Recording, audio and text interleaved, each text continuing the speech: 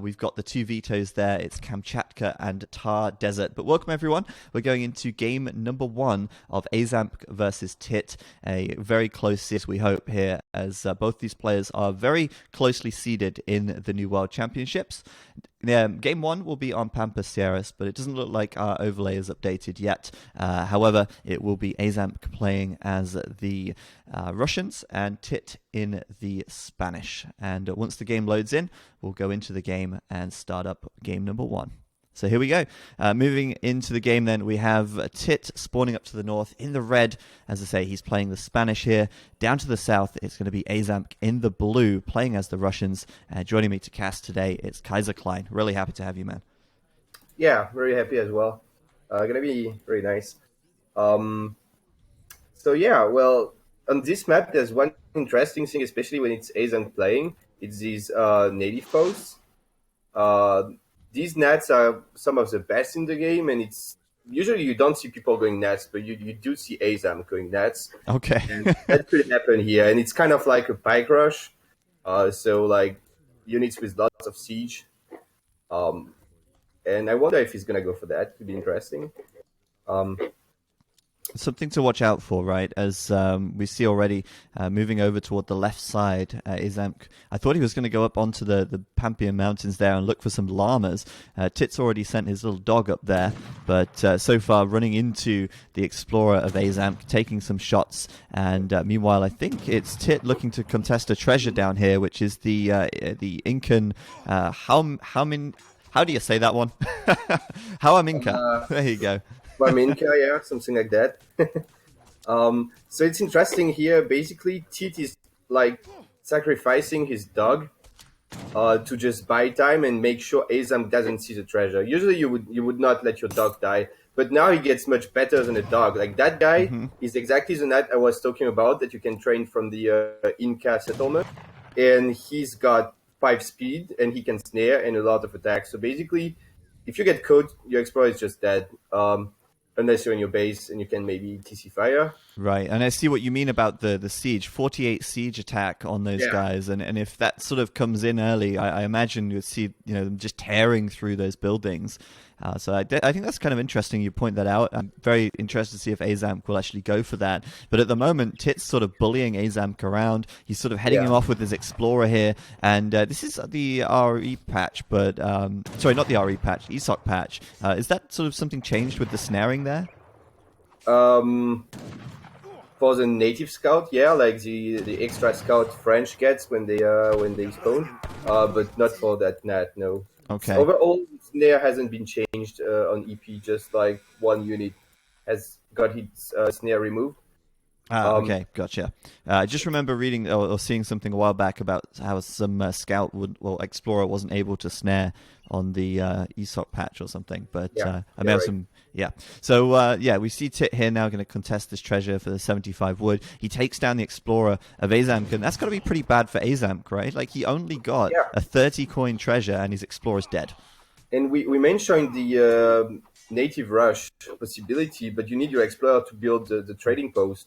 So now that Aizamk's Explorer is dead, he's most likely not going to be able to go for nats if he wanted to do that. So of course, losing your Explorer is a big deal. You can't scout, you can't get treasures. And on this map here, it's a pretty nice spawn regarding treasures. We can see Tit got a 75 wood, and he's going to probably soon get the 135 now. And that's just lots of resources for Tit uncontested. And there's even all the llamas left on the left. Yeah, I don't think either player grabbed a llama so far. Yeah, not like Aizamk got 1 llama. You're right. Yeah, 7 of them left, which is just huge. So a very good start here for Tit. I'd like to mention that Aizamk shipped Eco Serum. Yes, I was going to bring that up actually. Like he went for that instead of the wood trickle, right?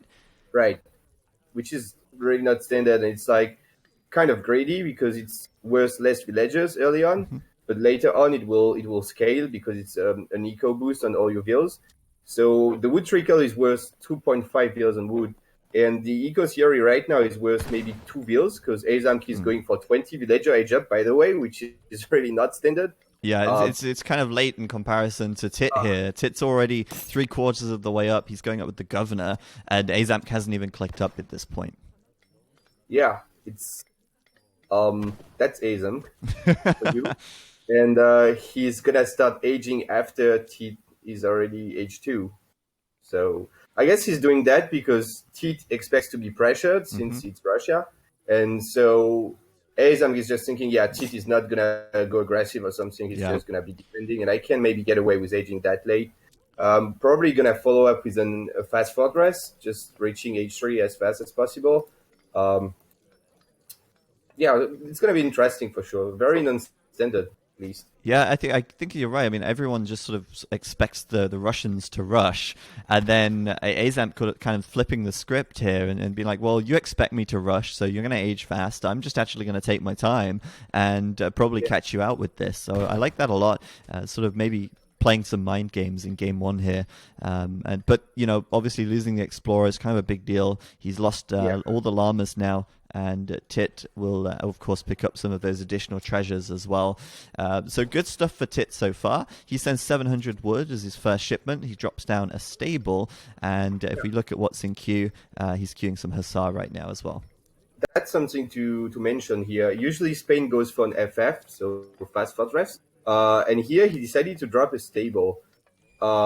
Maybe just because he didn't feel like going H3 against Russia would work without the trading post, because you can't ship as many units, especially while you're aging. So he's just training Hussars to defend the rush, maybe. But now he realized, obviously, that Aizamk still isn't H2. So that could be a problem for Aiz here, because he expected maybe a very passive play from Spain. And in fact, he might get raided quite a bit. Yeah, and well, I mean, at the moment, how raidable is he? His villagers on that coin mine could definitely get picked up if they're not quick to get into the TC. Obviously, Tit's going to show himself. Aizamk should see those Hussar coming as they run past the market and should run those villagers back in time. But now he's got no villagers working, so... He's aging just in time. Like, he's aging to H3 already. Oh, wow. Okay, that's pretty insane. The exiled prince here, and well, you can at least get the wood under his TC, but he's being denied a lot of gathering time now. Yeah, for sure. But then the most annoying thing for Aiz would have been to be denied the age up, right? But he was able to age just in time. And, well, he's going to be idled, but it's not the worst thing in the world, I guess, at this point. He can gather his crates and stuff. So, yeah, kind of like a treaty strategy. Treaty being the no rush in Age of Empires 3. Where you usually want to age up super late to H2 to be H3 faster, because you just have more villagers and you can go to H3 super early. So that's really a funny strat from Aizamk here. He did lose a villager now, though. And I don't know what he's going to do next, right? Right, he's going to be shipping something here, right? Like, what H3 card would he want to ship? I mean, he's got the 2 Falcons in his deck, but he can't send that at this point, even though that's extremely strong. He's just got nothing to defend it with. He's built a church out on the right side, actually. He's going to go for the church card. Okay, so he's floating 1 key wood, shipping the church card, and going to be able to get 9 guard dragoons, so H4 dragoons, out of the church. They're on the way now. He spent the 900 wood on them. And he saved his villager by walling itself in the corner, which is a very nice trick. This is very good. So Kalmuks then from the church here. And Aizamk meanwhile sending Reformist Tsar as well. And there's the Kalmuks coming out. At the moment then, he should be able to take back map control. It's kind of going to be on Tit now. As you look at his base, he's immediately throwing down 2 barracks. He's got some walls coming up as well, as the sort of sands of this game has shifted very quickly, with Aizamk reaching that H3 uncontested. Right. That's just actually quite a good counter to this Cav semi-FF from Tit. When you think about it, like, Tit didn't achieve so much with this Cav. He's going to be aging much later than Russia, which is very unusual in this matchup. Usually Russia would be H3 way later than Spain. But yeah, and now the goons are going to be very annoying for Tit to deal with. But he dropped down a wall, so he's going to be fine for the time being. But like, there's still a gap here, so yeah, if Aizamk realizes that, he might go in and just clean up all the musketeers. He's just trying to buy himself some time, right? And at the moment, he's lost a couple of vills, lost his explorer on the outside, but he has sort of delayed those dragoons from getting into his eco and sort of fighting him when he wasn't quite ready. So, you know, Tit responding quite nicely there, I feel, at least sort of saving a lot more villagers from dying and buying himself a little bit of time as he ages up. He's got a shipment saved as well, so what's he likely to send here? It could be 1,000 wood now for Aizamk, just like buying as much time as possible with his goons, because he does have like a very scary, like nine very strong goons right now, and Tit can't really deal with them. So he might just go 1k wood and drop some town centers, but he could also just chip units. I mean, well, again, it's Aizamk. We really don't know what he's gonna do. We have to see. Oh, he sent 1,000 coin. So you see, I didn't really expect that. I'm not sure what he wants to do with his gold. Maybe just he doesn't have a military building, right? So I guess he's gonna go industrial. Industrial. I mean, is he gonna get the food for that though? Would he leave himself a little bit exposed if he did that? Yeah. He's kind of coming forward to grab the hunt. Maybe he'll drop a forward building there or something. Yeah, he's got vills chopping wood, and I feel like if you would go industrial, you would macro a little bit differently. But then again, what else? I mean, he doesn't have a military building, so what is he going to do with his coin if not industrial? Maybe he just wants to ship the Manchus. He does have them in deck, but now to me it looks like an industrial. He's just floating food now. Dropping a blockhouse probably just to defend in his base, and I think he's just going to get there for the industrial. The reason why I think it's an industrial age now is also because the church card gives you access to an even better tech in the industrial age. It's Pashkirs, I think. It's 17 guard hussars for 2,000 gold. Okay, yeah, that's a pretty big power spike all of a sudden. And it looks like, I mean, he's building that blockhouse, he's sending his army home, and he's sort of taking that hunt at the front. Do you think he's taking the hunt at the front here because he's got the hunt in his base still, and he can always come back for that later on while he has the map control? He can grab that hunt that's sort of a bit more exposed for now. And on the right side, Tit's actually dropping down a town center there as well. You know, he's not actually behind in eco at all, but it looks like that's actually going to get denied as these goons come in. Yeah, he's actually quite even ahead in eco because his Spanish goal, which is worth approximately maybe 8 villages. It's quite hard to even reckon how many villas it's worth, but it's definitely a nice eco boost for Spain here. But yeah, town center being denied for a while. Realistically, Tit is going to be able to build it just because Aizamk is not training units. He's definitely going industrial indeed. And but it's delaying the town center by quite a bit. Like you can even say it's maybe three villagers dead here because he just can't train them for a while. Yeah, that's true. It's setting him back, and he's obviously invested the wood in this, but isn't seeing any return just yet.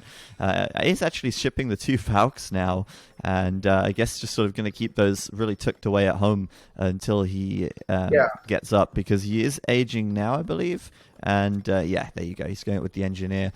So yeah, it looks like you're right there. He's going to go for the hussar from the church. How common is this strat? How strong is this strat normally? It's not very strong usually, and I would say it's even less strong in on a map without trading posts, because obviously shipments get much stronger when you reach industrial, and you want to be able to kind of spam them. But it's a bit sad when you don't have a trading post. But then again, you know, it can surprise the opponent, and he's playing it kind of safe, shipping 2 Falconets in transition. Might be able to defend them just with his guard dragoons, and then when he hits industrial, Tit is gonna be like, "Oh boy, I need to push now. I need to punish this H4. Just go in." And in fact, Ace might just pop 17 guard hussars right on his face. So and then he's going to have a real hard time sort of cleaning that up, and he'll be very out of position as well. So this could be a problem here. I mean, Tit's sort of sitting outside of his base, sort of looking for an opportunity to do some damage. He's really interested in that coin mine, and those villagers just getting pulled back just before they can get killed off here. And he does need 2,000 gold, and this gold mine is done. So yeah, this one's gone. how does he get the extra 700 gold now? It's going to take so long. That's a problem here. It's risky. It's risky. Tit's coming in, though. We've got 2 Falcons here as well. We have 4 Falcons, in fact. And he's going to take the fight. Yeah. Oh, my goodness. But surely he'll lose the Falcons here as the goons go down. But it's just a good trade for Aizamk, to be honest. I mean, of course, he would like to have his guard hussars in. But look at that. He just aged. He's almost cleaning up the entire army. And meanwhile, still gathering coin. Might have to sell some wood or something like that, but I think he will get his god hussars quite soon. Although, that being said, yeah, it's still... I'm not sure, actually. Yeah, I mean, if he gets the god hussars, he's still got these goons, right? Like, no, never mind. 2 more just died as he was running away. Yeah. I feel like the hussars are probably going to come a bit too late, right? Yeah, but... It's kind of a tricky situation here because, well, he needs to bring these Falcons forward. But my point is that there isn't really so many units left for Tit to be very scary here. And Aizamk is just selling wood now. He just needs an extra, like... 50? He's so close. He's just got his factory as well. He's got the factory and coin, and then he can get the hussars right now. They're coming. That's going to be a total cleanup. There's no way Tit survives. Like, his army is just dead right now. He's gonna pop them from the blockhouse and just surround everything instantly. Or maybe from there you go, from the TC. And the Falcons are probably going to be running away here, but Aizamk knows they're out, and he'll clean up the Falcons as well. That's pretty nice. He'll immediately surround that army and clean it up. But, you know, I do question how much follow-up is there for Aizamk here, right? Like, he's got these Hussar. Obviously, Tit now can buy himself a little bit of time to react to them, perhaps. It's the thing about industrial. Like, if you get away with ending up to Fortress like that, imagine you just ship units in Fortress, you defend, you clean up, and then you have a bad eco after. Then you might still be losing the game. But in the industrial age, you can ship the 2 factories, and they're worth each around 10 villages. So there is a follow-up. Definitely for A's. Okay, that's good. But he's going to catch Tit out on the left side here, finding a villager there. And maybe he can siege this low wall or just immediately go through. There you go. And Tit's suddenly like, oh, crap, I need to wall up. I need to protect myself from these Hussar. But he hasn't been able to close the wall either on the left side, and that's going to be costly here. That's so much idle time. Tit has literally no villager gathering. Oh, well, now he has 5 on wood and 1 on gold. But, you know... just no resources coming in for Tit, no way to deal with the Hussars. He's making Rodeleros, but they are like unupgraded colonial Rodeleros. Now, though, he has the Swiss Pikes, and they're definitely enough to deal with the Hussars. But still, Aizamk has killed quite a lot of bills. He's, in fact, ahead in eco. He does have boss factories in. I wonder how he's got the XP for that. I guess just by killing all the army, he's got a bunch of XP in. Yeah, it looked like he's obviously going to be behind in shipments, but he's sort of saved those shipments specifically, it seems, for the factories as well here. We do see veteran Rodeleros as well, and as you say, the Swiss pikemen. Obviously, A's can just run away from that, but it also means that he can't really engage head-on. And the crack shot is going to be interesting here from the Explorer. It's something you get when you hit Industrial, and this crack shot is just so good. Like, it's just every once in a while you kill 1 unit for free. Yeah. That's nice. That's very nice. Yeah, and Tit revealed his Swiss Pikes, actually. He might have wanted to maybe hide them, because Aizamk didn't actually see them. He went back because of the Rodder arrows, but the Swiss Pikes were not in line of sight. And now Aizamk knows what's going on, and he got a shipment ready, and if it's heavy cannons, he's going to be totally okay there. Because they're just so strong. Like, yeah, right. I mean, that's his only his remaining Fortress Age card. So, Industrial Age card, sorry. But, yeah, wow. Oh, wow. Spies are really good against Mercs. And you can see how fast the Swiss Spies are dying. Wow, yeah. That's insane. Yeah, it's not enough for Ace, but it's a good trade, you know? Like, just trading the Spies for Swiss Spies is just quite good. It's just buying him enough time, probably, to get his heavy cannons on the field. Because he does have to get the heavies soon, right? I mean, he can't afford to let the Swiss Pikes siege down his factories. And he's popping 2 heavies, 1 from each. Wow, 4 heavy cannons timing. Oh my goodness. And that's got to be the end of that for Tit. He is not coming in there. Oh my god, there's the Yeah, GG it's as just well. GG. I That was mean, a really good game. that was crazy, really. I mean, you summed it up when you said at the start of the game, yeah, it's Aizamk. You don't Yeah. really know what's going to happen. Well, that just happened. So, wow, that was incredible. And popping them from he trained them from the factories as well as the shipment, right, to get the 4.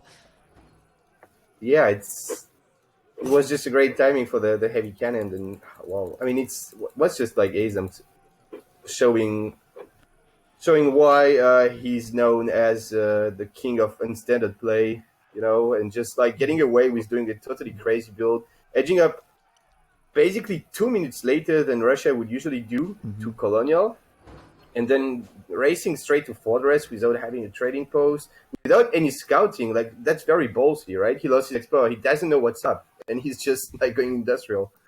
So And that was very nice. I really enjoyed that game, and I'm so glad you're here to sort of talk us through it, because I'm far too inexperienced to be able to tell you what just happened. But yeah, that was awesome, and I think that's one of those amazing things about Age AoE3, right? You can play these unstandard plays. You have so much sort of room to play around with new. Like sort of unique strategies and sort of maybe cheese strats, and sometimes they can actually work. And I mean, Aizamk, using that in a tournament, he knows it's going to work, and he was confident to pull that off. And well, he was right. So there you go. Well, it's always a bit of a gamble, obviously, when you go for that kind of strategy, but Aizamk likes to gamble in AoE3. So, yeah, well, that was just really nice. And yeah, like you said, the fact that there's so many different cards and like weird shipments and stuff makes it like gives a lot of variety to the build orders you can do. Like the Church Cat, for example, is something you usually don't see, but you see here it paid off. I mean, it's 2,000 gold for 17 guard hussars. It's just an insane trade. Yeah, I like that a lot. Yeah. That's awesome. And we're going to be going into game 2 in just a minute. I'm excited for this, as we're going to load that one up in just a second. Game 2 will be on Florida. Obviously, Aizamk victorious in game 1 with the Russians. It will be Aizamk to pick first, so we can show the lobby now, and we can see what civilization or what civ he's going to go for here. Next map will be on Florida. And Aizamk to pick first. That gives Tit the opportunity to counter pick. Yeah, it does. It's kind of this format makes it always a bit harder for the stronger player. Not saying Aizamk is a stronger player here, but overall, just the fact that you always get to counter pick when you lost, and that the winner can use less and less civs every time. So it's I like this format just because it means you get closer series usually. Like it's hard. It's easier to come back when you always can counter pick and that kind of stuff. Because in some other formats, you would still have to pick first after losing because it's alternating, and then it's much harder to see a comeback. But Aizamk blocking in Brits. Yeah, there you go. That's definitely a strong pick on this map. A map with lots of resources in base. And the water potential as well. And Brits are quite good at water. And it is counter-picking with India, which is definitely strong against Brits overall. Yeah, I think India seemed to be strong, in general, just sort of, having the access to those sort of Fortress Age units in the Colonial Age, if you want to call it that, with the sort of Dragoons and their sort of skirmisher type units. So this should be interesting. And, I wonder if Aizamk's thinking about using something with the TPs here, maybe playing really a sort of defensive and greedy. We did see a game on Deccan yesterday, I think it was, and we saw insane amounts of manas coming down with Virginia Company. But I think on this map, sort of a lower wood start, that's probably less likely. Well, it's Aizamk, and he does love to ship Virginia Company, especially. Well, it's like you start with a market on this map. Basically, that means that a coin start is almost a wood start because you can buy wood in your market. So you can build a trading port, for example, as Brits, and go for 3 villagers and Virginia Company, which is something Aizamk loves to do. So we'll have to see what he does. Could be water, could be some Virginia Company stuff or just standard Brits? We'll have to wait and see. All right. Well, we will find out in just a moment. Let's have a look then at the map pools. There you go. Game number 2 coming up. Florida coming in now, and Aizamk leading 1-0 as he picks British, into game number 2. Tit counter-picking with the Indians. As far as a counter-pick goes, I mean, do you feel the Indians have a good shot here, or is it just kind of difficult to counter-pick the British? Well, it's definitely not the easiest civ to counterpick, but India is one good pick. And on that map also you have some livestock, so some sheep, I think, which is always nice for India since they have 2 explorers. They will pick up more of these, and they get XP from them, unlike other civs who just like eat them, right? They just get XP. They can't eat them, but they get the XP, which is arguably better than being able to eat them. So I guess you want to introduce the players? Sure. We have Tit here up to the northeast in the red, taking the Indians, and then down to the southwest in the blue, it's Aizamk. I'm interested to see if either player sort of plays for the water. Saw Florida a couple of times yesterday, and it didn't seem like the water was sort of high on anyone's priority, even though they had the capacity for water in their decks. Yeah. I don't know, like with Aizamk, I really can't say if he's gonna water or not. Aizamk just does so much different kind of strats, so we'll really have to see. Tit could definitely go water. He's a water player. So. Okay. Well, we'll have to see what he puts in his deck when they pick the decks up here. And Tit's sort of hanging around this treasure, trying to get this 80 wood, and he wants it. He's obviously got his 2 Indian monks here. We'll see who gets the treasure. See, he's trying to get the stomp, but he didn't get it. Aizamk gets the treasure in the end, and Tit wasn't able to secure that for himself. Still, though, can be annoying.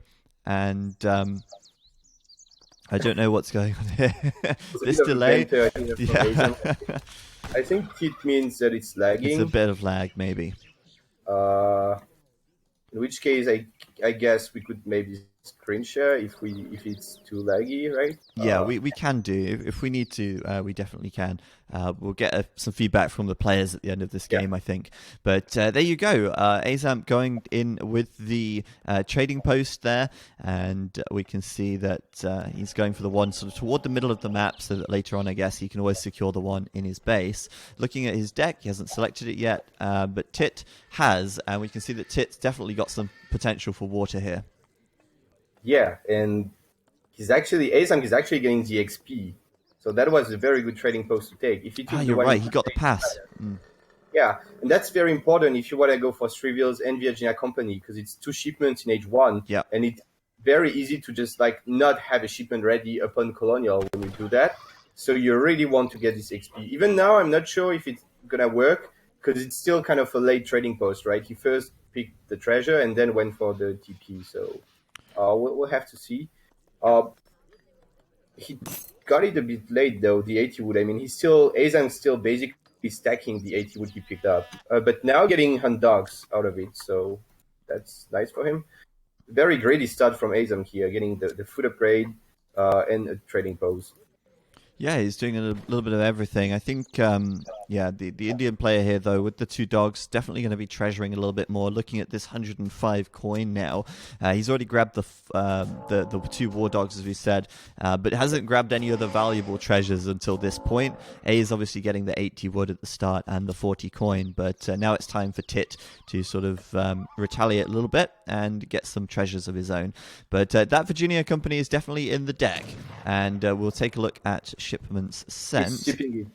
I mean, he has shipped Trivials for now, but right now you can see Aizamk has no shipment stacked on the little flag on top, so he just shipped Virginia Company right now, so it's definitely on the way.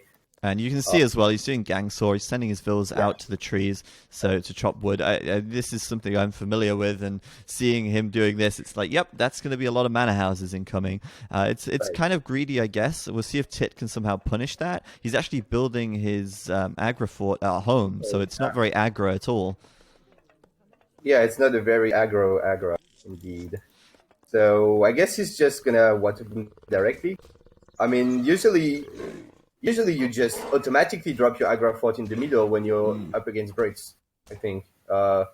So he has to be going water, I guess. Otherwise, I don't see why he would go in base, but we'll see. Maybe he just wants to go to H3. That would make sense. I mean, Aizamk has absolutely zero like water cards in his deck at the moment. It's a sort of very standard sort of British deck. And that's interesting, right? Like, A is going to obviously get this sort of mana boom going. He's got Virginia Company in now. And if we see that water play from Tit, that should help to sort of even out that Britain mana boom, I guess. And they might end up being quite even overall economically. Yeah. And Aizamk does have a shipment ready. So just in time, barely in time. And so he's not going to slow down his build too much by sending Virginia Company. So that's really nice. About the British deck, though, it is rather standard, but still lacking lots of military shipments in H3. It's quite a greedy deck, late game deck. He's got lots of upgrades, economic and military upgrades. Yeah, so you're right. Actually, like game. His only military shipment is really this like 6 musks and then the 2 falcons and obviously the rockets. Yeah, right. Like that's really greedy. But you know, if he can be greedy and get away with it and start stacking up those musketeer and grenadier combat upgrades and the defense upgrades, like his muskets are going to be really powerful here. Yeah, but look at that now. Denied. Sepoys from the age up just pushing away the villager that was building the front base. So denying the racks and then sieging down. Where did he put his outpost, actually? Like, he sent his outpost wagon forward. But I missed... Oh, there it is. Sorry. I thought it was up to the north. It's over on the right. I see. So he's keeping an eye out for water here. That's pretty smart. Right. Yeah, but in fact, there is no water for now. So not yet. Maybe that was just a mind game from Tit going for the defensive aggro. And then not really rushing, not shipping units first, but still like sending a bunch of sepoys forward, killing one build though. And might get more. Yeah. Yeah, definitely going to get more. Those villagers may not make it back to the TC. Oh, it's so close. I think he could have killed boss, but he does kill 2 villas overall already, which is definitely quite nice, especially when you don't actually commit to rushing, right? He just trained a couple units and already gets value out of them. Meanwhile, shipping 600 wood, which is rather greedy. I mean, it's not... Yeah, he's not all in or something. So very good start for Tid here. This does seem very good, and he's also got foreign logging now, as well as the consulate, which is coming up. And he's going for the Ottoman consulate. Probably going to be sending those villagers as well. Keeping more sepoy coming across the map, sieging the trading post. It feels like Tit has a lot of map control right now. And Aizamk's response here is 5 pikemen. That seems a bit odd, right? Yeah. I mean, well, pikemen are alright just because they can go cover mode, they can snare, they can tank a bit. Because the problem when you just go for longbows is that sepoys can literally walk right on top of your longbows and just kill them. Right. So maybe that's why he went for a few pikes. But yeah, it's not exactly the best answer to sepoy. Maybe musketeers would have been better. But yeah, it's interesting. That play from Ace right now, maybe a bit overreacting, dropping 2 Raxes in his base. And not really booming, right? He's got only 100 mana pop, which is nothing special after shipping Virginia Company. Yeah, you probably expect it to be a bit higher at this point. And he's going to get caught now as well. Those longbows taking considerable damage as they run away. And really not firing back anything at all. They're getting incredibly low. And now we see the muskets coming out for A's. But those longbows pretty much dead at this point. And that's pretty good for Tit. Like, this feels really good for Tit right now. Yeah. Also, actually catching the pikes here. Yep. The tower had line of sight of the stable, so he was able to send a few pikes to siege down. But Tit on point here, reacting fast and just defending it. And I like to see that Aizamk is now mixing musketeers, because it's probably the best answer to sepoy anyway. But yeah, and shipping 6 musks in that tower to just to continue sieging it, right? Like, he can always get back to the tower and get back to safety, and he's going to try and send over his muskets and longbows from the left side as well.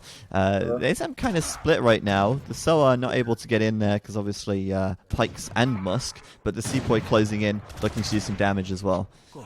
Yeah, and the Soa are just really bad at snaring because they have low HP. I mean, they're just bad. They're not a very good cav unit.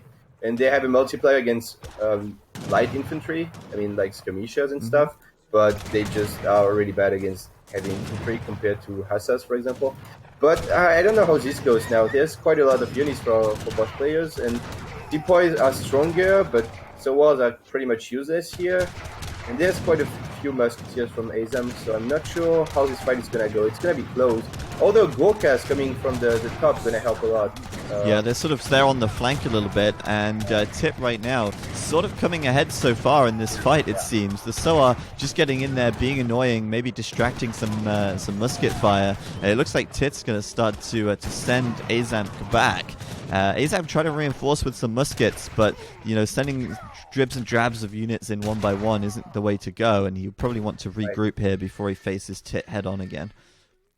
Yeah, that's true. Just maybe not the greatest positioning here for Aizamk, a little bit too split. And yeah, he did lose a few villagers as well in this little skirmish there. Ace has lost 4 villagers so far. Although he did kill one of Tit's villagers, I didn't notice, but still the economic population is even, and that's not good for Brits, because usually when you ship Virgia company, you'd expect to be ahead.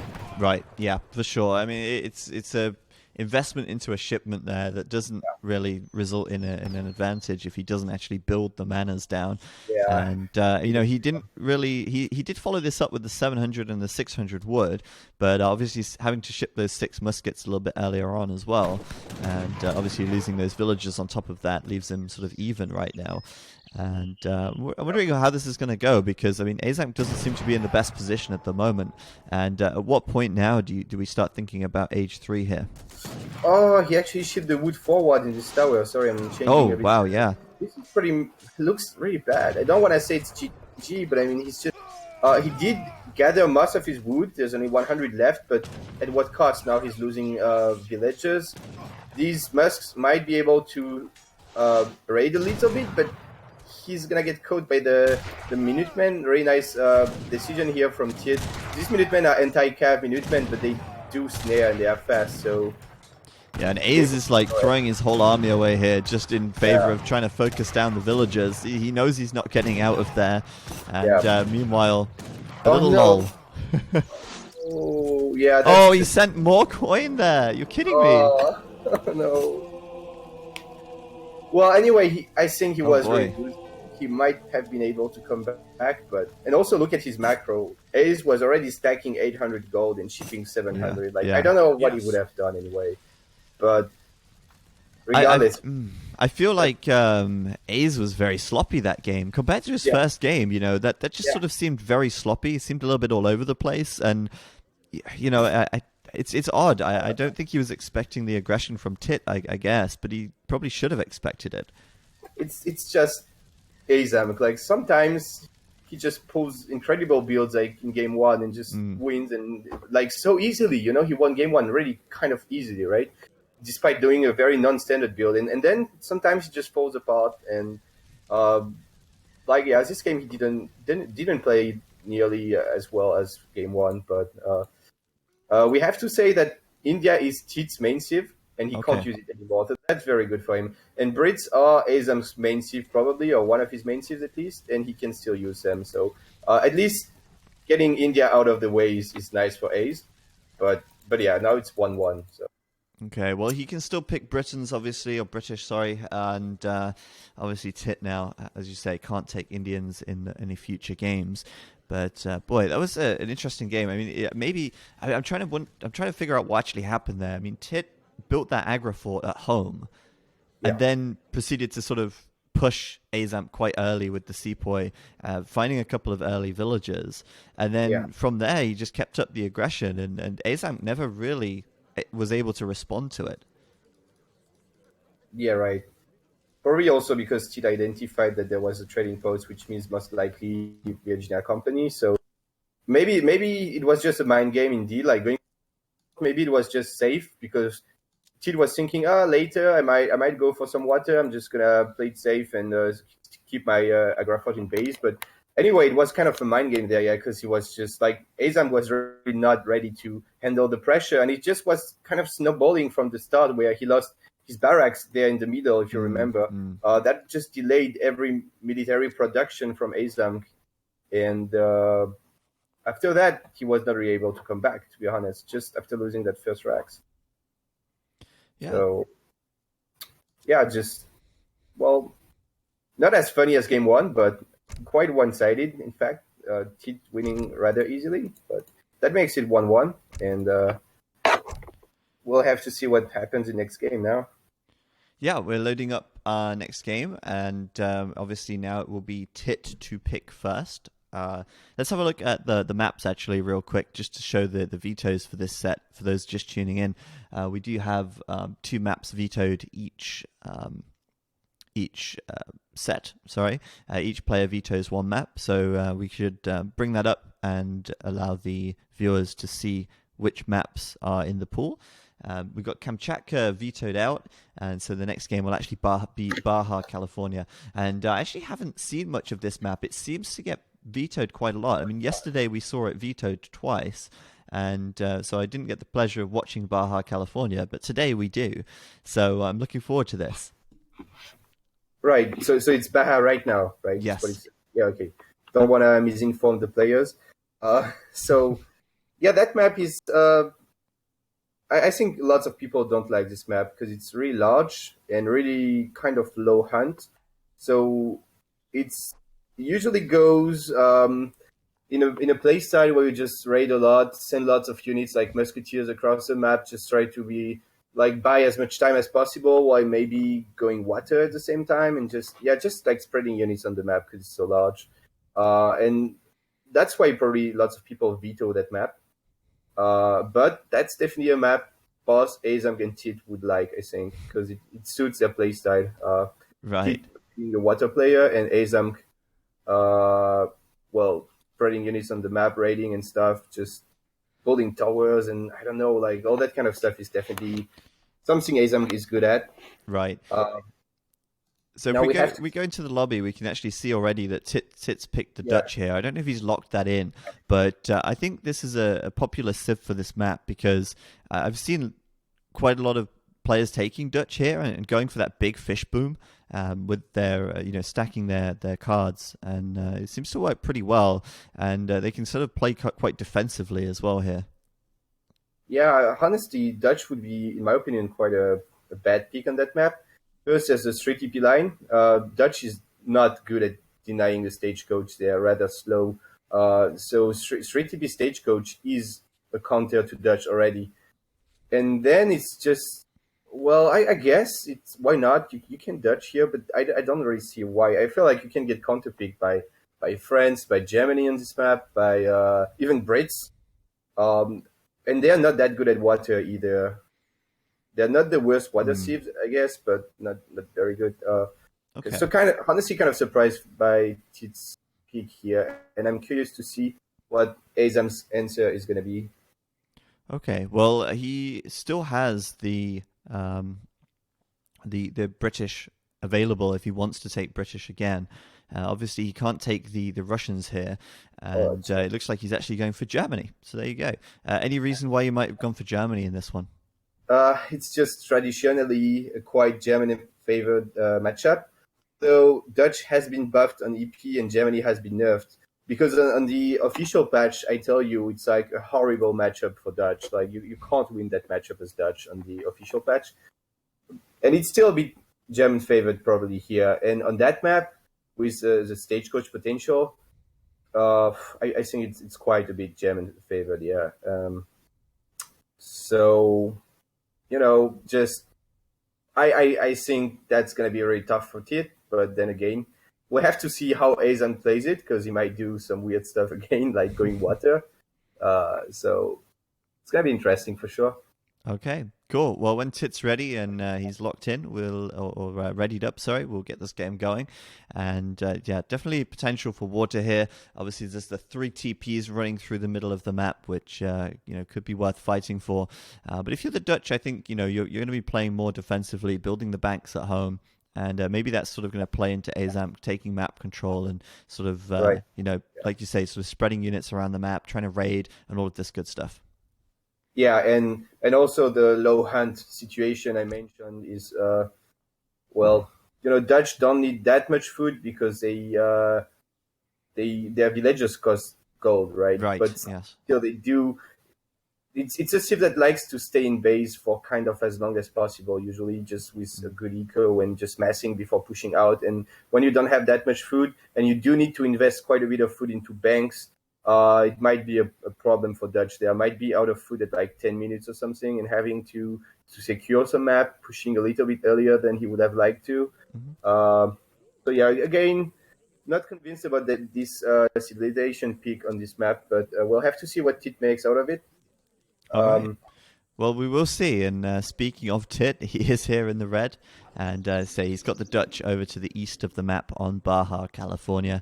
And then over to the west in the blue, it is Aizamk. And he's got the Germans. So, we'll see what they get up to immediately here. Obviously, going to be treasuring, looking to see what they can find. And we'll see if there's any interesting sort of strategies coming out from Aizamk. Do you think there's any sort of crazy things he could try with the Germans here, or do you think he'll play a little bit more standard? Well, I hope he goes standard because it's just very easy to win this matchup going standard. But since it's Aizamk, I'm pretty sure he will not go standard, and he might just go for water, which is not something you usually do so much as Germany. Or maybe for some kind of fast industrial play again, because Germans do have quite a strong industrial. We'll have to see. Really, it's really hard to predict what Aizamk does. One thing I would like to say is that this was a coin start, so an extra coin crate for boss players, and that's very good for Dutch, because it's just, well, since the villagers cost coin, obviously they can age up faster with the extra coin crate, while Germany can make a market, but that's not as good as like having a free villager. Ooh, and we saw the contest there as well for that 150 coin treasure. Aizamk probably wanting to deny that more than anything, just to prevent Tit from picking that one up for free. He did all the hard work, and now Tit is chasing him back home. The explorer here trying to break the snare, but he's got the envoy as well. And he's going to do everything he can to get that scout or explorer as low as he can as well. Yeah, and it's a great treasure. It's especially because it's not very hard to pick. But is it really worth losing your explorer as Germany because you might want to go for a trading post later? It's kind of painful to lose your explorer, but at least he's losing it right under his TC, and it will revive in maybe 1 or 2 minutes. Might go for a trading post then. So it's certainly not the end of the world. I mean, we saw it in game number 1. We saw Aiz lose his explorer quite early on, and that allowed Tit to do all the treasuring he could possibly want to do, but he still ended up losing that game. So we'll see. But he's just going to stumble across the 75 coin here. He's immediately going to go for that, and we'll see him picking that one up. But yeah, for the time being, obviously Aiz is going to be stuck in base, and Tit continuing to explore around and continuing to treasure. Let's just have a look at shipments sent and text being researched so we can watch for the age up, and there it is. We've got age up coming in for Tit with Quartermaster. He went for the 14 villager age up, which is not really standard. Usually you go for 15, probably because of that extra coin crane at start. But he idled a lot his town center. He probably kind of deleted the villager there. I mean, he could have aged at the same time with one more villager, I think. But right. But he really wanted to get up quickly here. Why do you think he wants to get up so quickly? Is there something in mind? Well, if you get away with aging faster and getting up your bank in time, maybe with the help of a couple treasures, there's no reason to not age up faster because you just get everything faster, right? But if you have to idle your town center for like one whole villager, in my opinion, it's definitely not worth it. But we'll have to see. He's also not going to get his bank up any faster, right? Like, having that one less villager in transition means you chop less wood and gather less food. So that's true. Looking at his deck, though, actually, he has got Schooners in here, and he's also got caravels and rendering plants. So there's definitely a potential for water from Tit. Aiz does not have any... Oh, no, he does have a rendering plant, actually, in his deck. That's really a big water deck from Tit. I mean, not that many cards, but as Dutch, it's not always easy to find a space for these cards in the deck, I think. But Yeah, and Aizamk just having rendering plants. Well, I mean, you don't have schooners as Germany, right? No. So that's basically his only water eco card, and it's quite a good one as well. 30% boost is huge. Um, so I wonder what Aizamk is gonna do. Yeah, I'm just curious, looking at the betting here, it looks like the chat is certainly favoring Aizamk, or the viewers are favoring Aizamk. It's 76 in Aizamk's favor here for this game. I think they just like the matchup in general, to be honest. And, well, there you go. Aizamk over to the north of Tit's base, dropping down a really forward barracks, and even going for the TP at the same time down in the south. Yeah, so that's what we call a tower rush. It's quite a bit different from what you would call a tower rush in AoE2, I believe, because you can't really fight with towers here. I mean, like, they're not that scary. And you can't anyway build too close from your opponent's town center. But you can ship units inside of that tower. So he's going to go for most likely 8 crossbows shipment and maybe train 5 pikes from the racks and just start pressuring very quickly. But it's actually a fake. I don't know if it's a fake rush because he didn't scout it, so it's not very useful. If you would go for a fake rush, you would drop your tower like here to make sure your opponent sees it. Right. At the moment, I don't think Tit scouted that, but yeah, and you might not get the opportunity to, as the Ulans are going to find the Explorer there. Meanwhile, the 5 pikes are coming around the back side, but Tit is very sort of defended here, well defended, able to jump into the TC, no problem. That's stable though. It's going to take stable. lots of damage. I don't know if it's actually going to go down. There are 3 builds on it, but now it's already down to 900 HP. Minutemen popping, but on the wrong side. Going to take but going to give enough time to this pikeman to finish the stable. Like at this point, Aizamk is definitely going to commit to sitting that down, and then going to lose only like 1 pike or 2, and like denying the stable, forcing the Minutemen. Forcing so much idle time, like idle villagers in the town center, and that looks quite a good start for Aizamk here, I think. Yeah, I like the pikes there, just able to get in and just tear down the stable. And obviously the Minutemen will be able to repel them for now, but Tit going for a barracks at the moment, and we'll see if he's what's he training from that? Is he training anything at the moment? Yeah, he's actually training some skirmishes right now. Yeah, and Tit just adapting, right? He started with a stable because that's the standard thing to do in this matchup. You expect Germany to go for a stable, so you go for a stable yourself. Because training pikemen isn't ideal as Dutch. You need your wood for your banks. So usually you would go for hussars, but now he just rebuilt the racks because skirmishers. What is going to challenge skirmishers for Germany here? If you don't make Ulans yourself, crossbows have less range than skirms, and pikemen are obviously very bad against skirmishers. So 1 wall, even just 5 skirmishers are enough here for Tit to just like scare Aizamk away. Yeah, I mean, he'd just be sort of donating his units for free, I think, if you went for an engagement there. But, you know, it's kind of interesting. Tit's playing so close around his TC, building these walls out to just try and get himself a little bit more space on the map. And meanwhile, Aizamk has like full map control. He's gone for a dock up in the north. He's actually going to fish the water on Tit's side of the map. And Tit's probably going to have no idea about that for some time as Aizamk continues to just build up this mass of crossbow and pike. At what point does he switch away from this? Because like you say, I mean, against the skirmishers, it won't be easy to pick a good fight. I think here the plan for Aizamk is just to force Tit to react. He's only on 3 banks, which is not ideal as Dutch. And he did build both a stable and a rack, so he's probably planning to stay colonial, maybe even push the tower in colonial. We'll have to see. But yeah, forcing the walls, forcing like 2 less banks and Dutch, like forcing these military buildings, these skirmishers, while himself booming in the back of that, having a trading post and adding a dock. So I think, I don't know, Aizamk could just age after that, but he might just keep massing. I'm not sure. I would like him to age because crossbow pike is very bad against Dutch. He just gets hard countered by skirmisher hussar, and if he gets caught right now, he's losing his entire mass. Okay.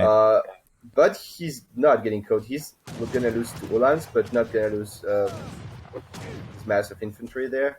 Yeah, it's just very strong from Tit here as he pushes out, and he's adding actually his own pikemen as well as some more skirmishers. It's his time to start actually doing some damage and try and return the favor, I guess.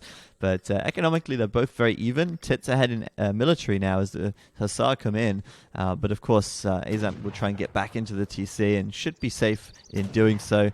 It doesn't actually have great coats researched, but settler wagons are safe for now. And it's kind of tricky for Tit to push in Colonial because Aizamk hasn't used any military shipment yet. He can still ship 8 crossbows or 3 Doppel Soldners, both in his TC and, I mean, either in his TC or in his tower. So if Tit decides to push the front base, he might, there might be units popping right on his face, and same if he tries to push the town center. So it's kind of hard for Tit to push in Colonial. Would have liked him to maybe just age, especially after building so many walls. Like, he built a ton of walls and then he's just going really aggressive, which doesn't make much sense to me. We'll have to see if he can do something with his units here, but there's a stable for Aizamk. So imagine now Minutemen, 8 crossbows, and a batch of Ulans, and he's probably just going to kill the entire army of Tit there.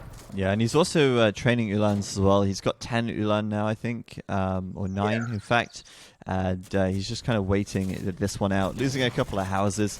It's kind of annoying, I guess, but it's not like long-term damage. A house can be replaced, and looks like he's trying to sort of head off Tit as he retreats away now, maybe trying to bring his armies together. Do you think that Ulan could turn this around? He's got to be careful not to get caught, though, without the crossbows behind this, I guess.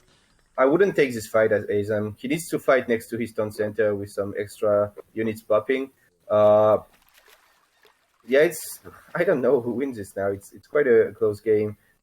Tit going for schooners himself and adding a dock at the bottom of the map. That's funny, isn't it? Like, they're both docking each other's ponds or water. But he's way ahead on the fish at the moment. He sent the rendering plant earlier on. He's got 2 docks now. And meanwhile, Tit, realizing he's not really going to be able to push into Aiz's TC, is going to siege down the trading post in the south and at least equalize there. But at the same time, Aizamk sort of pressuring the front of Tit's base with his crossbows. Not going to be able to do much there, though, as he's fully walled and he's just kind of donating those pikes and crossbows for free at this point. Yeah, it's really hard to push into that. Although we have to remember that it's not free. He made 2 gates. It's already 100 wood. True. And all these walls, it's probably, and the working time of the villager building the wall, it's probably a total of 200 or 300 wood there, just in the walling. But yeah, definitely not easy to push into that. And one thing I wanted to say that yes, Aizamk does have 2 docks and he does have rendering plan, but schooners makes the fishing boats cheaper and train faster. So that's still going for Tit. Like, his boom is cheaper, and he's going to be able to catch up even with 1 dock just because they train much faster. Yeah, definitely a good catch-up mechanism. They're getting caught out by the Hussars. The Doppelsoldners have been shipped, though, and he's trained another group from the barracks as well. So he's in a position now to probably take this fight with the Doppelsoldners in there, right? Yeah, but not near to the base, because Tit can pretty much always retreat behind his walls. And with the extra range of the skirmishers, it's in the open, in the open, Germany could maybe take that fight, but next to Tit's base, there's just no way. Do you think Aiz should have aged already?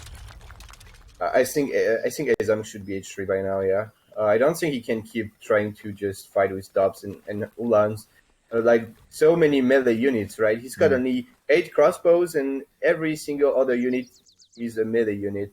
And he can't... What do you do with melee units against walls and skirms? Like, not realistic. So and he has not to... just any walls, double walls. Tit's actually walling in front of his walls, He's like really securing this as best he can. And why do you think he's walling so hard? Do you think it's necessary for him to be walling this hard? I don't think so. I think 1 layer is enough because he's got skirms, and it's just so expensive to siege down a wall when you're getting shot anyway. But that's just his playstyle. He's a friend of Kinesi. I don't know if you know him, but Kinesi is known for his walls, basically, and Tit also does lots of walls.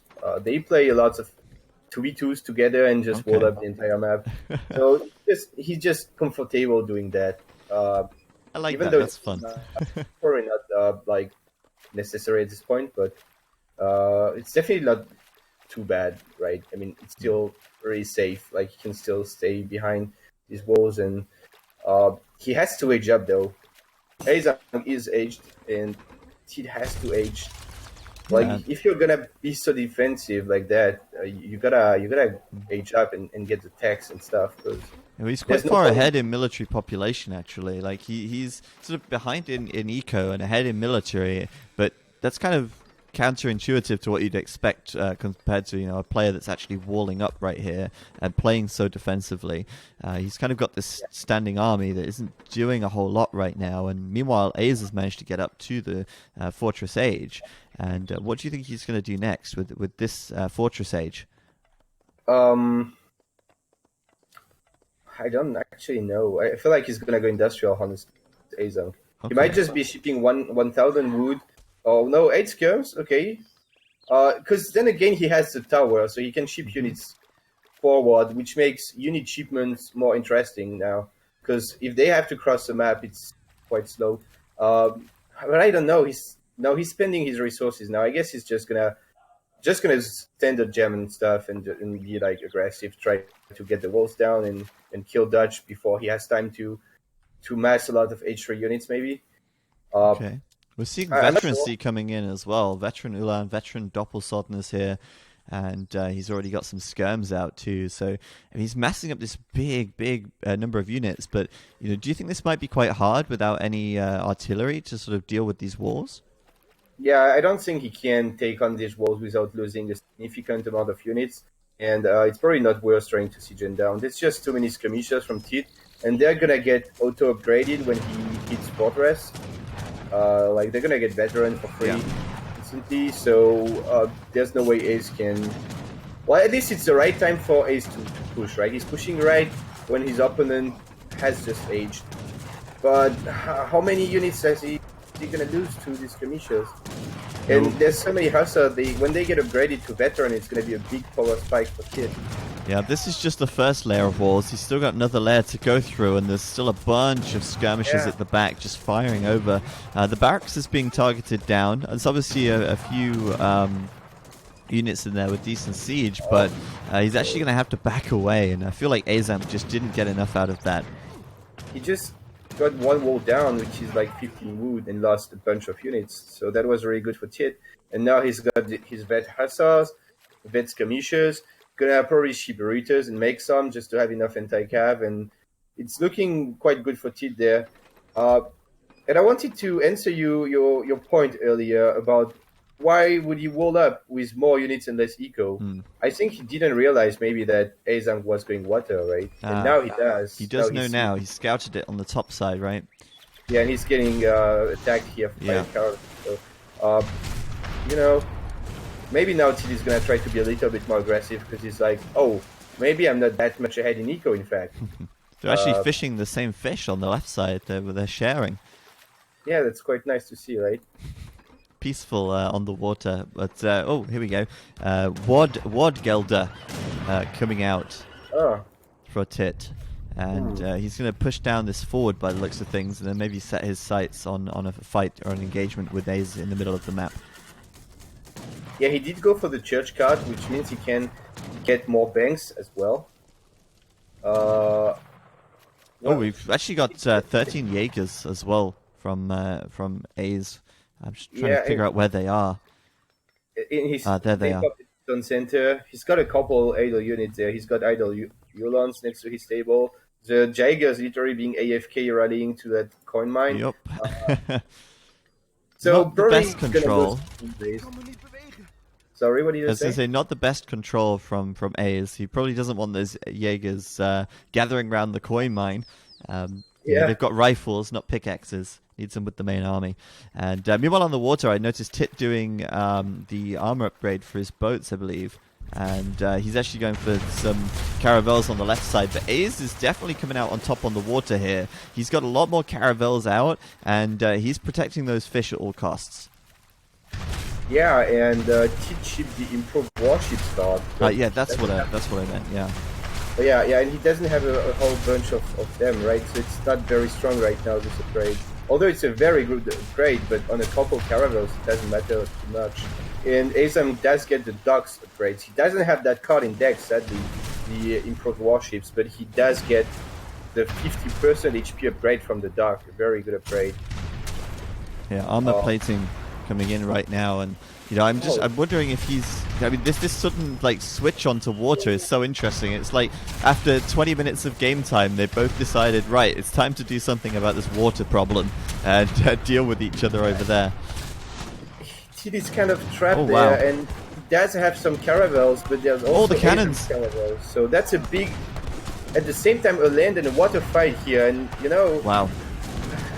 There's one more caravel for Tit going in here, and the warships are so important here just because they're so strong. But those Falks doing so much damage from the back on the left side, I feel.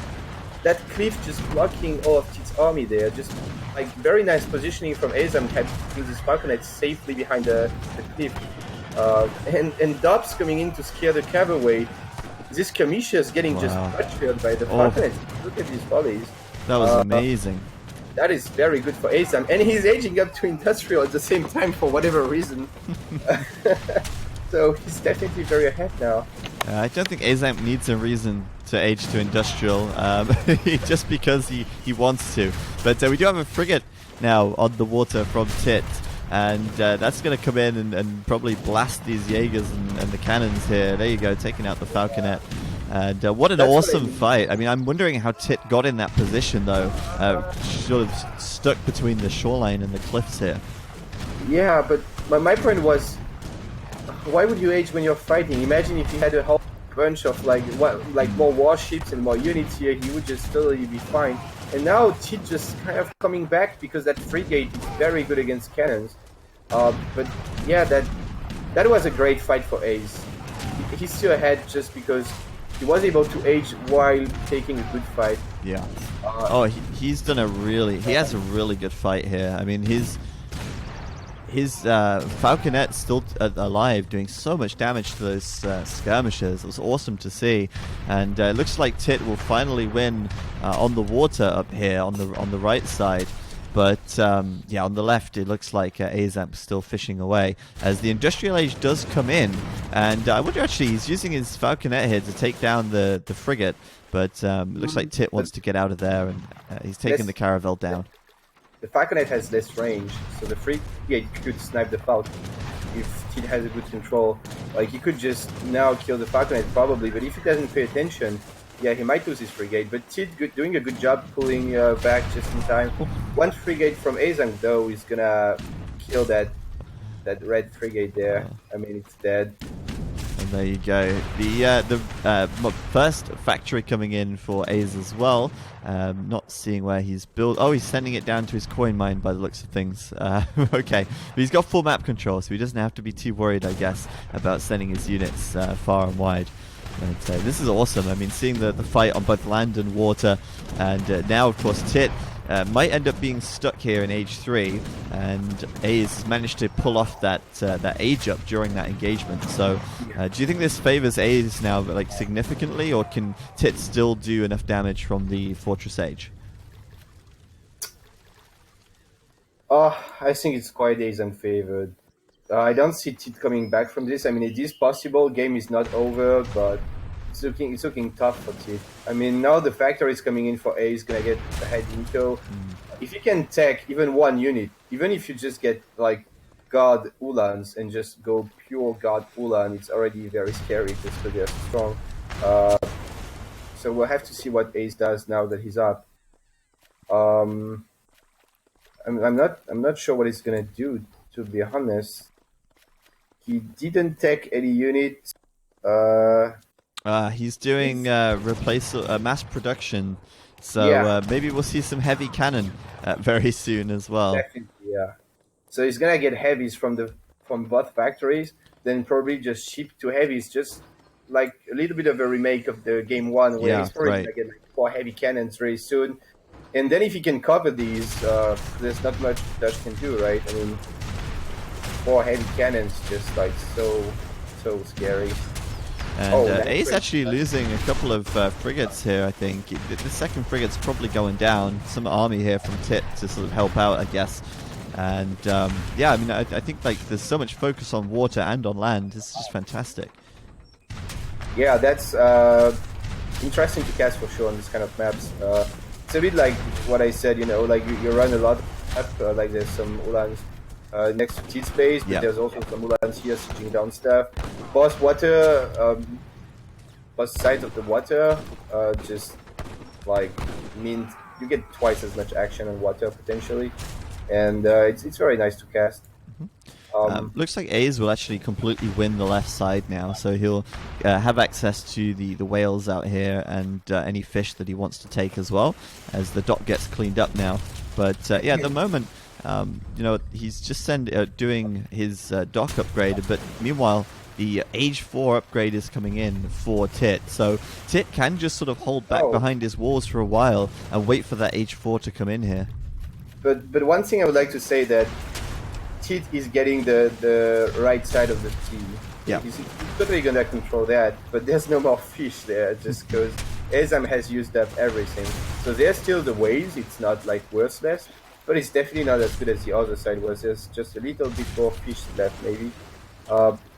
And yeah, Tit aging up, probably the right decision here, but just look at the graphs, like he's really behind in economy, although he will catch up with factories. He's quite a bit behind in military as well, and he's still not up. So still tough for Tit. We might see a comeback maybe, but it's gonna be tough. Man, I'm waiting to see those heavy cannons coming out. There they are. Actually, it's horse artillery, my bad. Yeah. In the middle of the map there, sort of tagging along behind those veteran Ulan. We aren't seeing any of those guard upgrades yet. So there it is, right as I say it. So the guard Ulan's coming in. What are they called? The Zapkas. I don't know. And they have Kef combat as well. And it's just so hard, right, to deal with that. How do you go to snipe cannons with any kind of unit unless you have coverings? When there's standing between you and the cannons, there's like units with, we'll see how much attack, probably like 65 or something. Yeah, 64 attack, Ulans.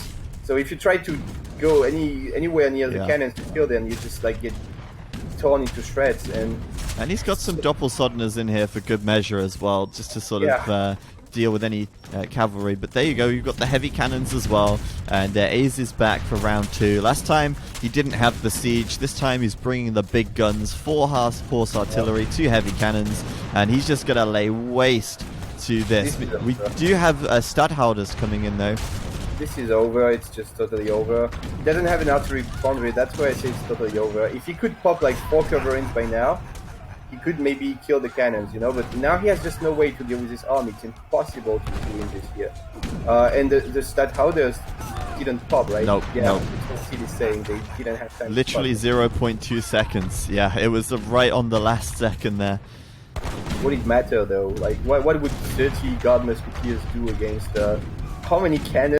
4 heavy cannons? Yeah, a lot of cannons. It would be nice, of course, like it's always frustrating when you can't pop your last chain's units, but regardless, really, they would have just died to this massive artillery. And still not... Well, he's going to try and go for the artillery now, I think. Ace has spotted that, does manage to pick off one of the horse artillery. And he's got the Reuters in there. I mean, maybe he can try and pick off some of the Ulans with the Reuters. But I mean, long term, this isn't going to bode well for Tit. His base is slowly being dismantled by these heavy cannons. But there you go. Oh my goodness. It doesn't even matter if he picks the cannons now. It's too late. Look at the draft. Look at the score. Oh yeah. Aizamk 200 score ahead basically, and just 29 eco pop for Tit. That's like H2 eco pop, you know. And yeah, he's just resigned. So well, that was a good game. Awesome game. That was really cool. Very cool, and nice to see, like we said, the fight for land and water. Really enjoyable to watch that. And in the end there, A's just coming in with those heavy cannons and the horse artillery to finish the job. He kind of had a poke about, into Tit's base earlier on, and he realized, like, there's no way I'm going to be able to do this without any artillery to back me up. He spent a lot of time sieging the walls and just getting picked off for free. So coming back with the cannons there definitely seemed to be the way to go, and definitely ended the game with that play. Right. Just stacking up, containing Dutch, like getting rid of the Dutch presence in the left side of the water, contesting the right side constantly. Like Tit was never able to actually really boom on the right side, right? Mm-hmm. Like he's got how many, like 5 fishing boats left on the right, and just containing so much, like full map control for Aizamk. Didn't even grab the stagecoach. He could have got that as well, but just stacking up, getting like a scary eco, scary army. He's just struggling to hold his position, and just well played by Aizamk there.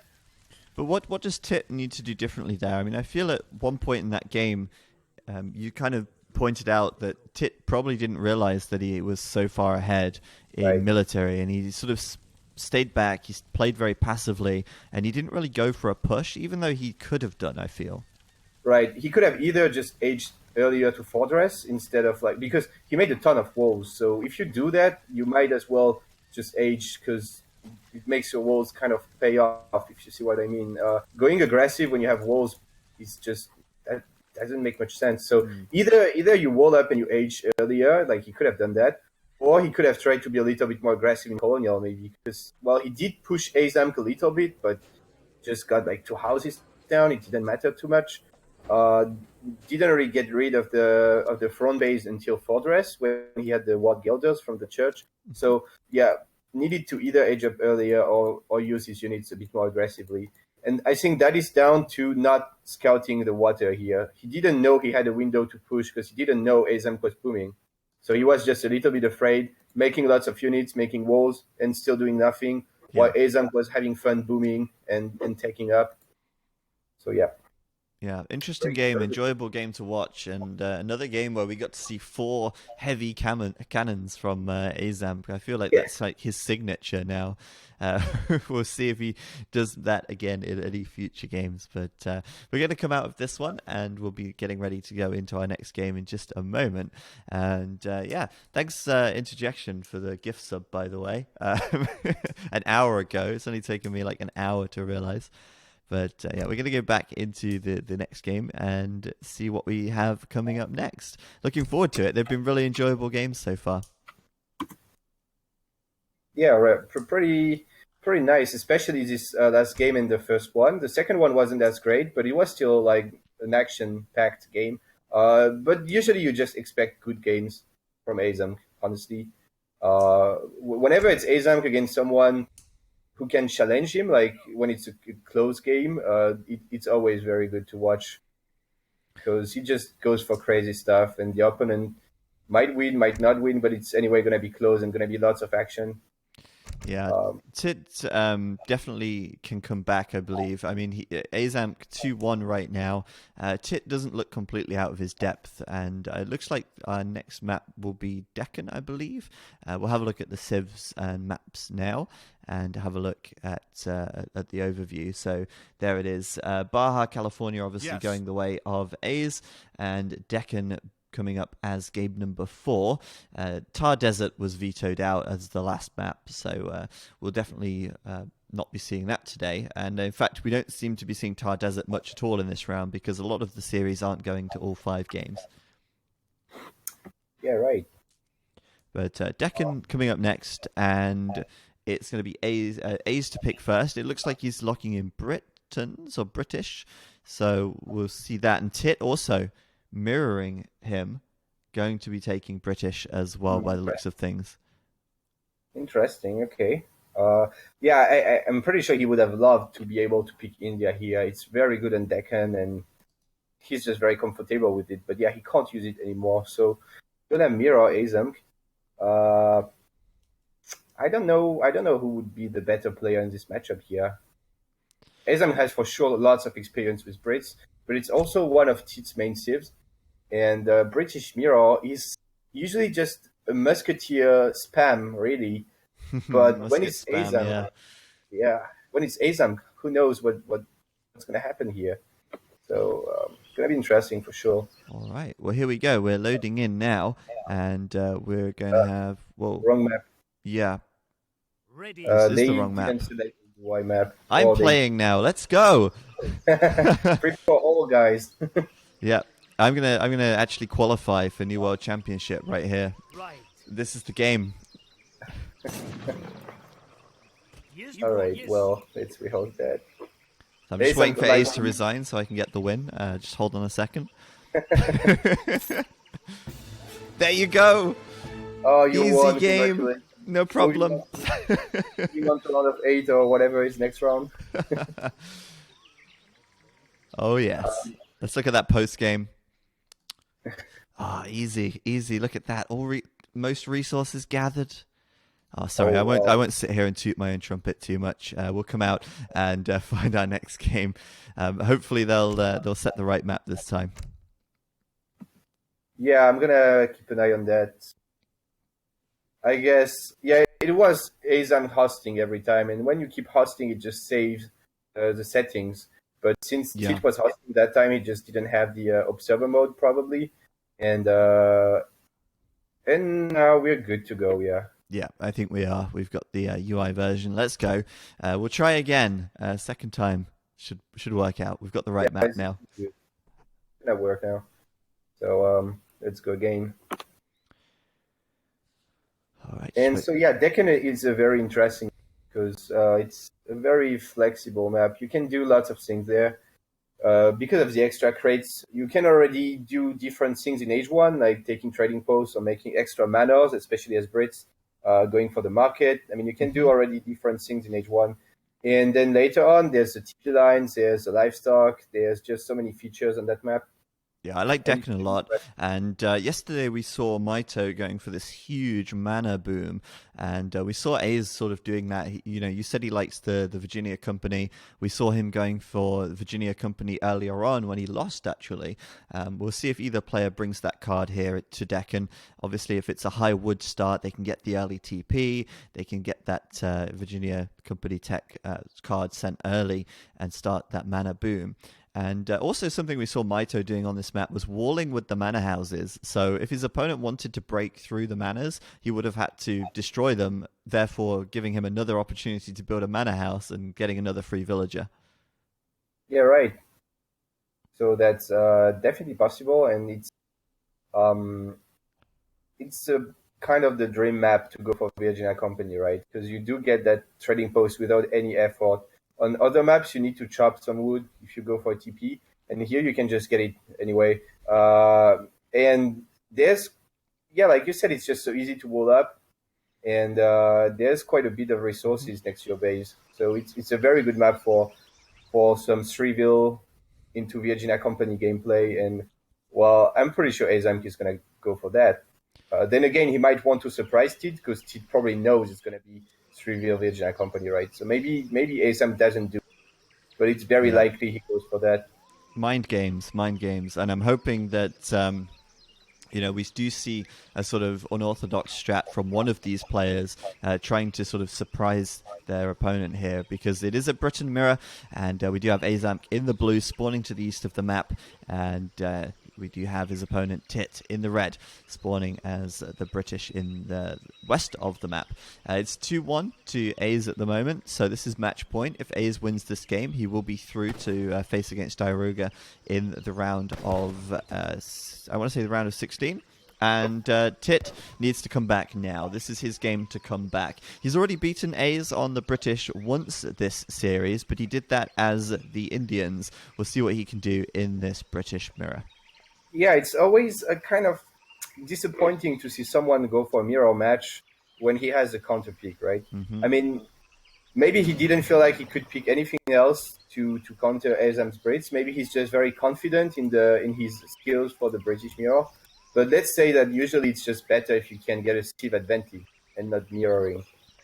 But Tid has gone for that, and we'll see what he does. And he's dropping a middle map market already.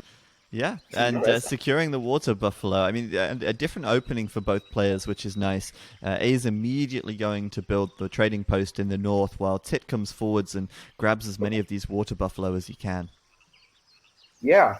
So that looks very greedy from Tit, just securing map control directly, like losing some villager seconds walking across the map, but just taking map control, dropping down already 3 manors in H1, while Aizamk built only 1 manor and went for the trading post, which does look like Virgin Company stuff. But Tit there, just I don't know if you saw that, he actually deleted his water buffalo because A's was going to run and intercept them. So this hasn't really paid off for Tit. He's managed to grab, well, from what I can see, 0 water buffalo at the moment. And Right. meanwhile, A's has got 3, and 2 of them end up dying as Tit kills them off there. Yeah, 2 things I would like to say here. First, Tit didn't actually need to send his water buffaloes anywhere because he could just leave Yeah, them next to the market, right. right? And second thing, even if you delete them, just send a villager here, gather them, and then you can herd that hunt next to it. This one. Because it's just gathering twice as fast as regular hunt. So even if you have a bit of walking time to get there, it's definitely worth gathering that food, and then you can herd. So you don't need to walk back to your base. Basically, you can just start herding directly. So maybe a bit of a mistake here for Tit, but nothing too huge. 3 water buffaloes left only on the map out of 8. So that's 2 deleted, and maybe they ate some of them as well. Yeah, possibly. I mean, there's one here in the middle for Tit, and then the 2, like you say, from A's. But I'm not sure about the others. 2 definitely died. Maybe Tit just sort of ate them really quickly inside of his base, the ones that he did grab. But A's actually picks up the Gurkha here, and this is quite interesting, isn't it? Like, he lost to the Indians in Game 1, and now in Game 2, in a British mirror, he somehow has an Indian unit on his side, and he's going to find himself an early villager kill. This is so good for A's, as that villager is going down, and Virginia Company is coming in as well. Already evening up the eco gap. There was a 1 villager eco gap because Aizamk went for trading post instead of making more manors. Yeah. And he's just evening that up by killing that villager. And he does have Virginia Company, not quite having a shipment ready, but if he can make enough manors, he's going to get a ton of XP out of them. You can see he's very quickly going towards his second shipment. His first H2 shipment. Mm-hmm. So, not like it's Deccan, you age up super early, so you might not have a shipment ready for Virginia Company, but still not too bad. Like he has a shipment just because of making some manors. So. All right, and Musket Wars. I think I see a stable right there. So we're gonna see A's doing A's things, but I think the outpost wagon is just gonna scout that immediately.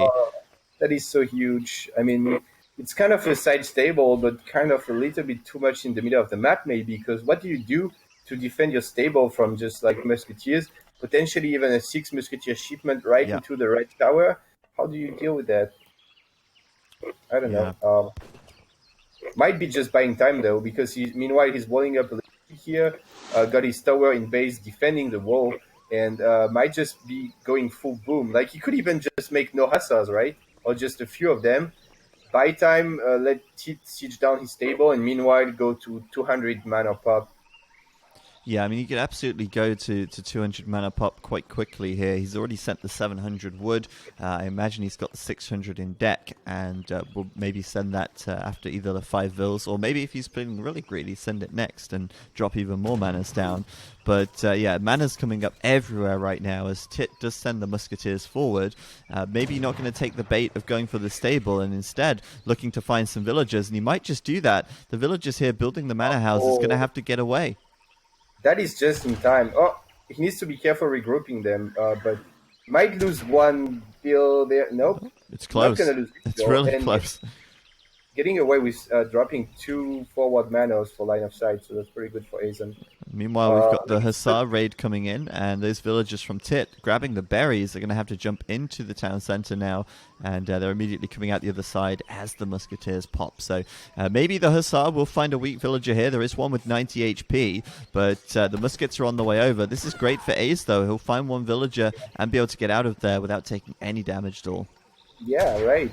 That's pretty good. He was even forcing villagers on berries because these hunts, there were vills there, but he can't just gather there without having musketeers nearby. So just like buying time, like I said, and he did lose his table though because Tit just made pikes. It's not really a unit you would do in a British mirror, but I guess if you want to nuke stable quickly, you can just make a few pikes. He's going to intercept the Hussar as well, so that should be very nice for Tit, grabbing those and getting 3 kills immediately. And I guess he could go and siege the TP now as well, right? Like, he's got the pikes, he may as well go for it. At the same time, going for pikemen means that he's not that much ahead in the musketeer count, because that's the advantage starting for Rax instead of a stable here, that we would expect Tit to have a bunch more musketeers, but not that many more, just because he's got pikemen instead. So, but still, he's still ahead. He has the pikes to sit down the TP, like you said. Killing the 3 house was absolutely huge, because they could have kept just being annoying, just buying time, raiding, killing bills, forcing some musketeers to stay in base, something like that. And, well, they're just dead now, so that's Tit in a solid spot here, to be honest. Although he does have way less eco, not that much less now that he shipped 5 bills, but still 10 villagers behind. Yeah, and I think that's just the effect of not having the mana population, right? I mean, A's is up to 160 pop, while Tit's on 90, so he's got a lot of extra villagers from those manas. And meanwhile, yeah, he's going to siege down the trade post, and he's going to tear that down very quickly. A's probably won't be able to get over there in time to stop it, and it should be quite an easy cleanup for Tit, just to finish that trading post off. But meanwhile, yeah, I mean, he's got the map control. That's good for him, right? Like, he can start, maybe, if he can keep the map control, he can take the hunt in the middle of the map. And I feel like here, being able to grab the hunt in the middle is probably quite valuable as the game goes on. Yeah, it's a complex game right now. It's very complex. I don't know who is ahead. I don't know in that. Tit has map control. He has more military. Aizamk has more eco. You know, it's just hard to say who's going to come out of that ahead. It's going to be interesting for sure. Tit does have the booming potential. He can catch up in eco, just slams down more mana. So, you know, if he can hold his position, just keep map control and stuff, and just boom to catch up in eco, he might be just winning this game. But there's a window for Aizamk to just outmass with his superior eco. Although he does have villagers and berries, because he doesn't have access to that many hunts, but still gonna gather more than Tit. So here we go. We saw 6 muskets being shipped from Tit, while we saw the musket defense upgrade being sent from A's. The problem is Tit's lost 3 of those muskets on the left side. They sort of got stuck pathing around that manor house, and A's just picks them off mercilessly. And meanwhile, yeah, Tit's going to siege this manor house. I feel like that's not a good decision to siege manor houses here. A's is already at 200 mana pop, and if he sieges that down, he just builds another one for cheap. It's pretty much always good to siege manors as long as there is no Virginia Company. When there's Virginia Company in, it's probably not a good idea, yeah. Because it does, you know, you deny the line of sight to get XP out of killing the manors, but but anyway, let's focus on the fight, I guess. Pikes in cover mode tanking a lot, but tanking kind of for nothing. Like, Tit wasn't really able to kill any musketeers, right? So he kind of wasted his pikes, in fact. Yeah, this is going to go badly for Tit if he's not careful here. These muskets do have the upgrade to the defense, so he's got to back away, taking some losses on the way out.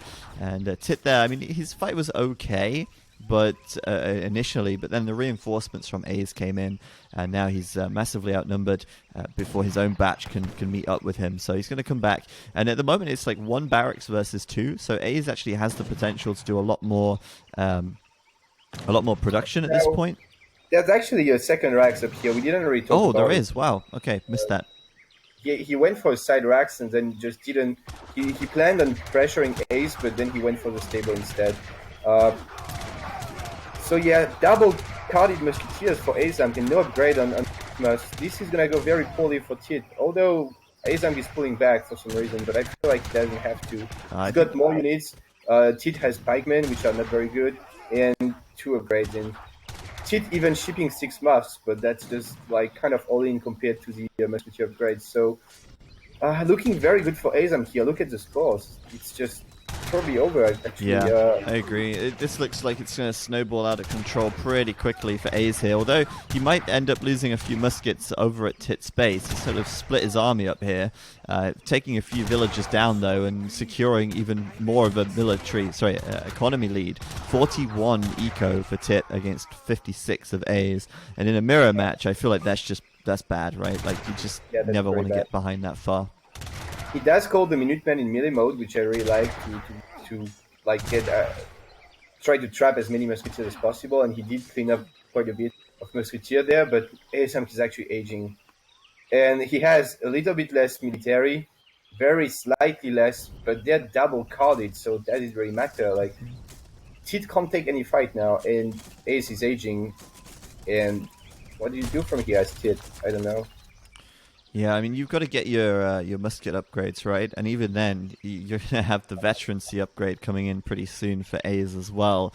Yeah, it's going to be really tough. I don't really see a way out for Tit at this point. And what could he do? Could he switch into, like, is going longbow a reasonable thing to do here? What he's doing now is definitely not the right thing to do. He doesn't know about it, to be fair. He doesn't know Aizamk is aging. But my point is that walling up is not going to save him. If anything, it plays right into Aizamk's hand. He's going to get back the whole map control. He's going to be aged up very safely, since Tit is just going to turtle now. But yeah, Tit doesn't know about it, so it may be like, okay, I'm going to wall up, I'm going to try to age, get the tech advantage by falconets, and push back. But what he doesn't know is that he's going to be aging much later than Aizamk, in fact. And he might just resign when he sees Aizamk is age 3, to be honest.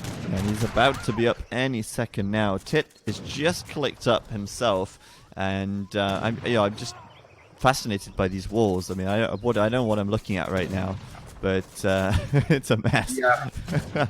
That's just panic walls, right? Like, I'm aging, I need to age to win this game, but really, like, gonna be very disappointed to see that Ace is up himself.